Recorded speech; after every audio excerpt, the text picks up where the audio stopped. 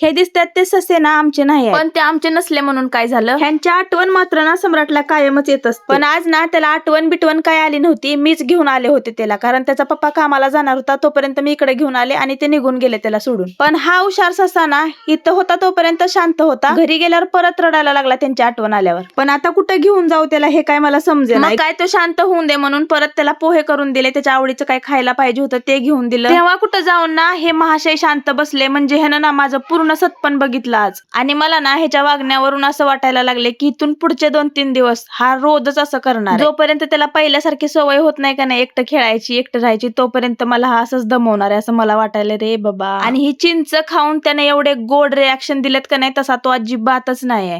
जेवढा गोड दिसतोय, जेवढा गोड वागतोय ना तेवढा गोड नाही, लय आगाव आहे हे. पण सगळी मोठी मोठी पोरं ना ह्याची दिवाने आहेत. वेग सम्राट आहे म्हणा हा, वेग सम्राट, वेगाचा बादशाह. आणि ह्याच्या हालचालीवरून ना मला वाटायला बरोबरच नाव ठेवलंय पोरांनी त्याचं.